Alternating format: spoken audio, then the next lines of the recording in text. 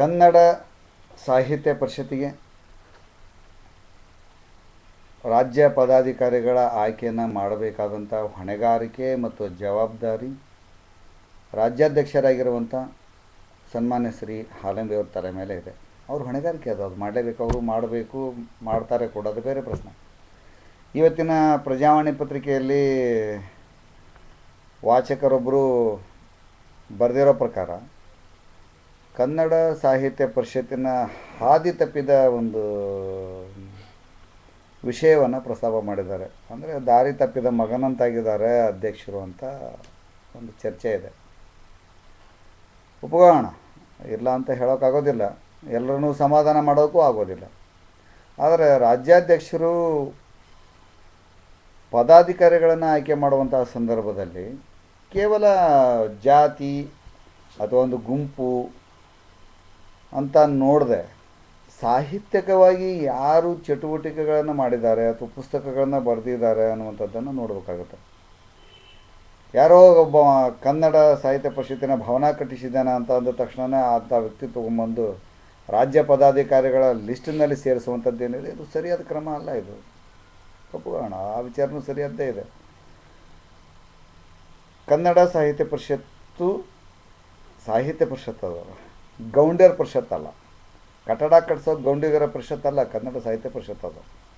ಹಾಗಾಗಿ ಒಂದು ಹೃದಯವಂತಿಕೆ ಇರುವಂಥ ಮತ್ತು ಸಾಹಿತ್ಯ ಪರಿಷತ್ತಿನಲ್ಲಿ ಸುದೀರ್ಘ ಕಾಲವಾಗಿರುವಂಥ ಅನುಭವ ಹೊಂದಿರುವಂಥ ಹಾಲಂಬಿಯವರು ರಾಜ್ಯ ಪದಾಧಿಕಾರಿಗಳ ಆಯ್ಕೆಯನ್ನು ಮಾಡಿಕೊಳ್ಳುವಂಥ ಸಂದರ್ಭದಲ್ಲಿ ಎಲ್ಲ ಪ್ರಾದೇಶಿಕ ಅಸಮಾನತೆಯನ್ನು ಕೂಡ ಹೋಗಲಾಡಿಸಿಕೊಂಡು ಮಾಡಬೇಕಾಗಿರುತ್ತೆ. ಕನ್ನಡ ಸಾಹಿತ್ಯ ಪರಿಷತ್ತಿಗೆ ಜಾತಿ ಮತಾಂಧರನ್ನು ಅಥವಾ ಜಾತಿ ಮತಾಂಧರನ್ನು ತಗೊಂಬಂದು ಕುಂದಿರಿಸುವಂಥ ಕೆಲಸ ಆಗಬಾರ್ದು. ಎಲ್ಲರನ್ನೂ ಕರ್ಕೊಂಡು ಕನ್ನಡವನ್ನು ಕಟ್ಟಬೇಕು. ಈಗಾಗಲೇ ಕನ್ನಡದ ಶಾಲೆಗಳು ದುಸ್ಥಿತಿಯನ್ನು ತಲುಪಿವೆ. ಖಾಸಗಿ ಶಾಲೆಗಳು ಸರ್ಕಾರಿ ಶಾಲೆಗಳ ಪಕ್ಕನೇ ಹೇಳ್ತಾ ಇದ್ದಾವೆ. ನಿಯಮ ಮೀರಿ ಖಾಸಗಿ ಶಾಲೆಯ ಮಾಲೀಕರು ಅನುಮತಿಯನ್ನು ಪಡೆದುಕೊಂಡಿರುವಂಥ ಉದಾಹರಣೆಗಳಿದ್ದಾವೆ. ಕನ್ನಡವನ್ನು ಕಟ್ಟಬೇಕಾದ್ರೆ ಕನ್ನಡಕ್ಕಾಗಿ ದುಡಿದವರನ್ನು ಕೆಲಸ ತೊಗೋಬೇಕೆ ಹೊರತು ಬೇರೆ ಏನಿಲ್ಲ. ಯಾಕಂದರೆ ಹಾಲಂಬಿಯವರು ಈ ವಿಚಾರದಲ್ಲಿ ಸ್ವಲ್ಪ ಸೂಕ್ಷ್ಮಜ್ಞರಾಗಬೇಕಾಗಿರುವಂಥದ್ದು ತುಂಬ ಅವಶ್ಯಕತೆ ಇದೆ. ಅನುಭವಸ್ಥರು ಅವ್ರು ಹೇಳಬೇಕಾಗಿಲ್ಲ. ಆದರೂ ನಾನು 56 ಪುಸ್ತಕಗಳನ್ನು ಬರೆದಿದ್ದೇನೆ. ಕನ್ನಡ ಸಾಹಿತ್ಯ ಲೋಕಕ್ಕೆ 56 ಪುಸ್ತಕದ ಕೊಡುಗೆಯನ್ನು ಕೊಟ್ಟಿದ್ದೇನೆ. ಒಂದು ಹಾವೇರಿ ಜಿಲ್ಲೆಯಂಥ ಒಂದು ಬರಡು ಭೂಮಿಯೊಳಗೆ ಒಂದು ಸಾಹಿತ್ಯ ಕೃಷಿಗೈದಿರುವಂಥ, ಅದರಲ್ಲೂ ನನ್ನಷ್ಟು ಪುಸ್ತಕಗಳನ್ನು ಮತ್ತು ಸಾಹಿತ್ಯಿಕ ಸಂಘಟನೆಯ ಕೆಲಸಗಳನ್ನ ಮಾಡಿದವರು ಇಲ್ಲವೇ ಇಲ್ಲ. ಅಫ್ಕೋರ್ಸ್ ಒಬ್ಬ ವ್ಯಕ್ತಿ ಇಲ್ಲಿ ಕನ್ನಡ ಭವನವನ್ನು ಕಟ್ಟಿಸಿದ್ದಾರೆ ಅಂದ ತಕ್ಷಣ ಆ ಕಟ್ಟಡನೇ ಆಸ್ತಿ ಅಲ್ಲ, ಒಬ್ಬ ಸಾಹಿತಿನೂ ಆಸ್ತಿನೇ.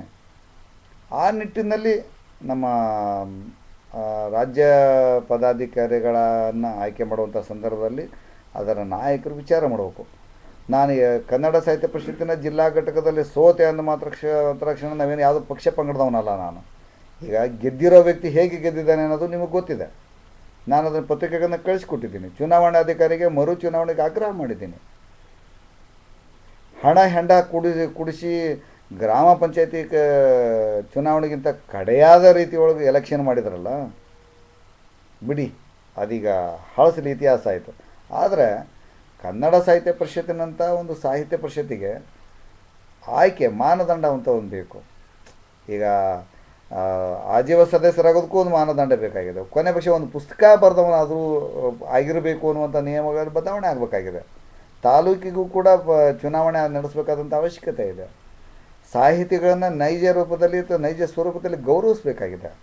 ಅದನ್ನು ಬಿಟ್ಟುಕೊಟ್ಟು ನಾವು ಲಕ್ಷಾಂತರ ರೂಪಾಯಿಗಳನ್ನ ನಾವು ದೇಣಿಗೆ ಕೊಡಿಸಿದ್ದೀವಿ. ನಾನೇ ದೇಣಿಗೆ ಕೊಡಿಸಿದ್ದೀನಿ ರಾಣೇಬೆನ್ನೂರಿನ ಸಾಹಿತ್ಯ ಭವನಕ್ಕೆ. ಸಾಹಿತ್ಯ ಭವನ ಕಟ್ಟಿಸೋದಕ್ಕೋಸ್ಕರ ನಾಯಕತ್ವ ವಹಿಸ್ಕೊಂಡ್ರು ಅನ್ನೋದು ಅದೊಂದು ಕರ್ತವ್ಯ, ಜವಾಬ್ದಾರಿ. ಅದು ಅನಕ್ಷರಸ್ಥ ಮಾಡಿದಾನಂದ್ರೆ ಅದು ಅಭಿನಂದಿಸೋಣ, ಬೇಡ ಅನ್ನಲ್ಲ.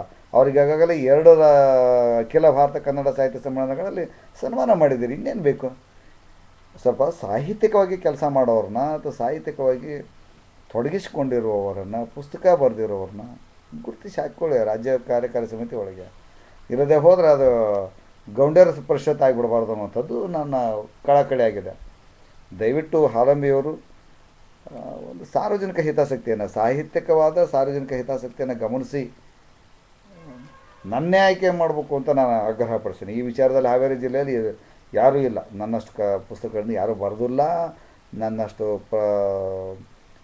ಪುಸ್ತಕ